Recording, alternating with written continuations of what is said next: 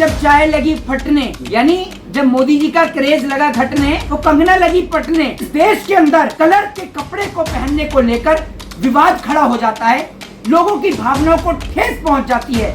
उस देश के अंदर एक महिला को निर्वस्त्र कर दिया, उसके वस्त्र उतार दिए गए, वस्त्र निर्वस्त्र करके उसको घुमाया गया, लेकिन लोगों की भावनाएं आहत नहीं हुई। जिस तरीके से किसान की बात की गई है, एजुकेशन, हेल्थ और डेवलपमेंट पे बात की गई है, मैं आपको कहता हूँ कि अब तक की सबसे बेस्ट फिल्म मुझे शाहरुख खान की जवान लगी है। इस बाइकॉट गैंग का इतना बुरा हाल है कि अगर एक फार्म निकाल दिया जाए ना, ऐसे करके फार्म निकाल दिया जाए कि भैया फॉर्म भर दो कि मोदी जी को कौन कौन अपना डैडी मानता है, तो बहुत सारे लोग इस देश में ऐसे जो फॉर्म भर देंगे। ये लोग मानसिक तौर पर पागल हो चुके हैं। जनता के 200 रुपए माफ करते हैं और अपने उद्योगपतियों के 5,000 करोड़, ये 5,000 करोड़ इस देश की जनता का है। जब मोदी चाय देख कर लाएंगे, ये 5,000 करोड़ जो माफ किया है, किस लिए माफ किया? सुभाष चंद्र का बयान आया कंगना रनावत का, कह रहे हैं कि शाहरुख खान जो है भगवान है सिनेमा के, क्या कहेंगे इस पे?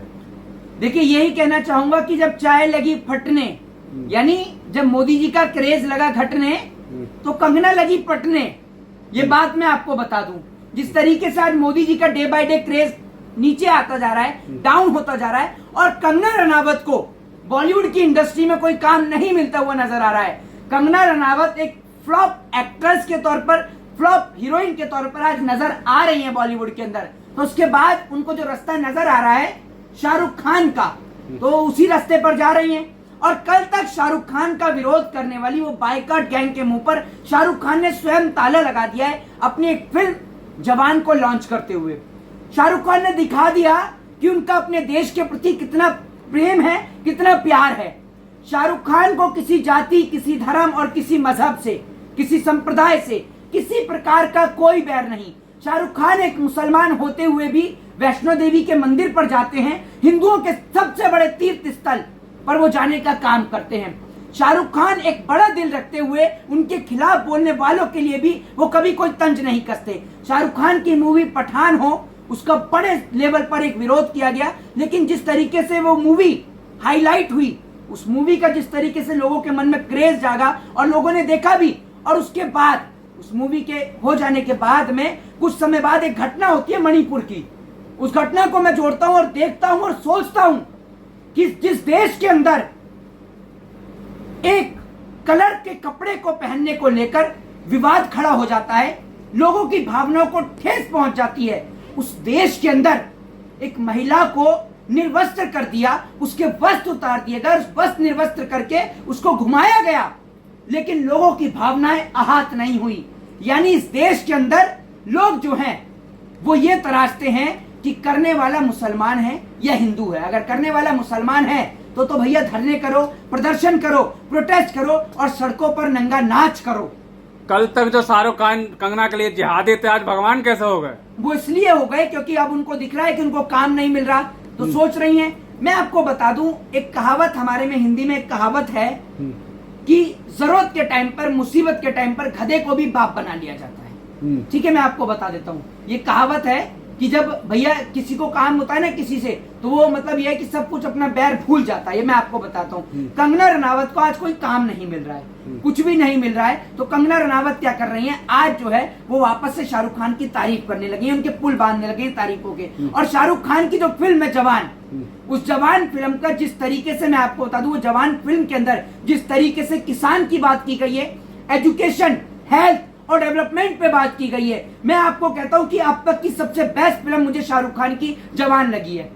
आपको मैं बता दूं कि सबसे टॉप लेवल की फिल्म जो है वो शाहरुख खान की जवान है, क्योंकि उसमें सबसे बड़ा जिक्र जो है वो इस देश के किसान का है। दूसरा जिक्र उन्होंने कहा है जाति को लेकर। जब आप वोट डालने जाते हैं तो आप ये क्यों देखते हैं कि वो इस जाति का या उस जाति का है, आप ये देखिए कि वो आपका विकास करेगा या नहीं करेगा। और ये बहुत बड़ी बात है, एक बहुत बड़ा मैसेज इस फिल्म के अंदर छिपा हुआ है। शाहरुख खान ने उन लोगों का मुंह बंद कर दिया है जो लोग शाहरुख खान को जो है देशद्रोही साबित करने का काम किया करते थे या शाहरुख खान के खिलाफ बोला करते थे। शाहरुख खान इससे भी पहले कई किरदार अदा कर चुके हैं। वैसे तो इस देश के रियल लाइफ हीरो जो हैं वो वही हैं, शहीद आजम भगत सिंह, अशफाक उल्लाह खां, मीर उस्मान अली, अब्दुल कलाम आजाद, राजगुरु सुखदेव, यही इस देश के महाराणा प्रताप, झांसी की रानी लक्ष्मीबाई, ये इस देश के रियल फ्रीडम फाइटर हैं, ये इस देश के असली जो हीरोज हैं। लेकिन जो फिल्मी हीरो हैं, उन फिल्मी हीरो में अगर आज पहला नाम लिया जाए तो वो शाहरुख खान का ही आता है, दूसरा नाम सलमान खान का आता है। और शाहरुख खान की इस फिल्म ने ये दिखा दिया कि भैया फिल्में जो बने वो बने इस देश के एजुकेशन पे, हेल्थ पर, डेवलपमेंट पर, इस देश के जवान पर, इस देश के किसान पर। और जो नाम है उसका फिल्म का वो भी यही दिया है, जवान। झांसी की रानी के नाम लिया आपने, लेकिन तो कंगना रनावत भी तो झांसी की रानी है भक्तों की है। वो झांसी की रानी है भक्तों की, हाँ। और मोदी जी झांसे के राजा हैं भक्तों के।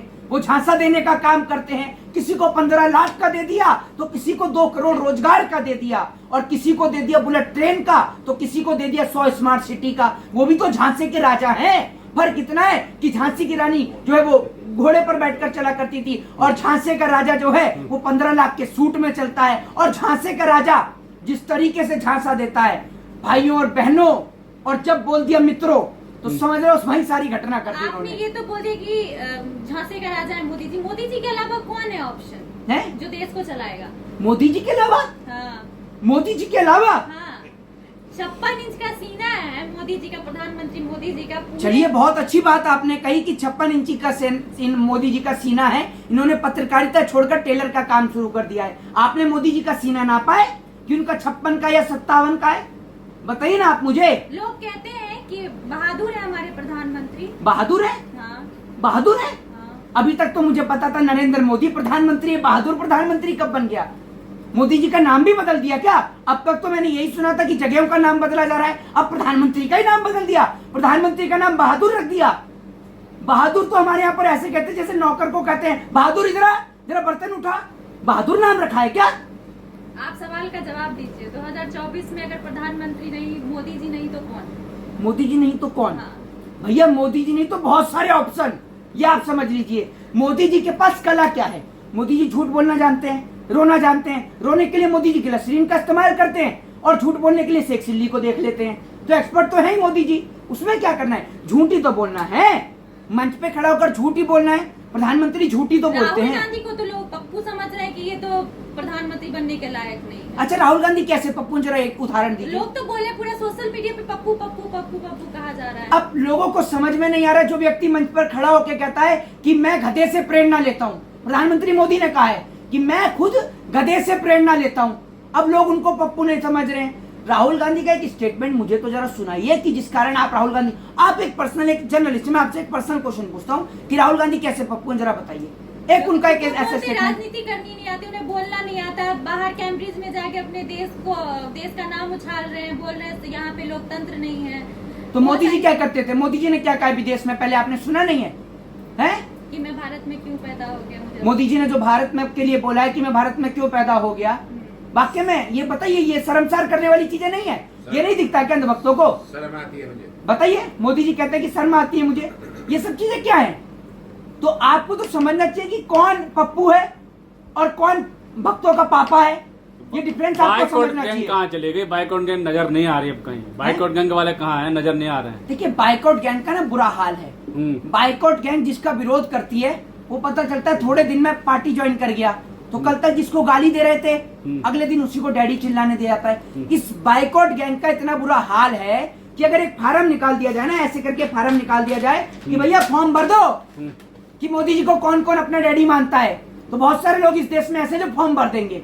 ये आप समझ लीजिए, ये लोग मानसिक तौर पर पागल हो चुके हैं। मानसिक तौर पर देश की एक्चुअल स्थिति ने समझ में नहीं आ रही, देश की रियलिटी समझ में नहीं आ रही। भारत देश आज किस स्थिति से जूझ रहा है वो इनको दिखाई नहीं दे रहा। इनको ये नहीं दिखाई दे रहा कि नौजवान कैसे बेरोजगार हो रहा है, किस तरीके से किसान जो है इस देश में आत्महत्या कर रहा है। जब बात किसान की आती है तो एक बात आपको बता दूं, अभी इस देश में किसान का अगर 10 लाख रुपए किसान बैंक से ले लेना तो बैंक वाले किसान की जिंदगी खराब कर देते हैं। लेकिन सुभाष चंद्रा का 5,000 करोड़ रुपए का कर्जा माफ किया गया, 75% कर्जा माफ किया गया, लेकिन किसी के मुंह से आवाज नहीं निकली। एक बात आप मुझे बताइए, जनता के 200 रुपए माफ करते हैं और अपने उद्योगपतियों के 5,000 करोड़, ये 5,000 करोड़ इस देश की जनता का है क्या? मोदी जी चाय बेच कर लाएंगे? ये 5,000 करोड़ जो माफ किया है, किस लिए माफ किया? सुभाष चंद्रा का।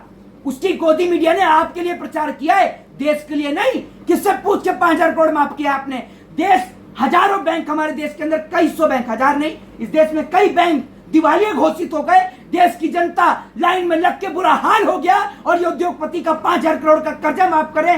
शर्म आनी चाहिए मोदी सरकार को और मोदी जी को, और माफी मांगनी चाहिए इस देश से। जय हिंद, जय भारत, वंदे मातरम।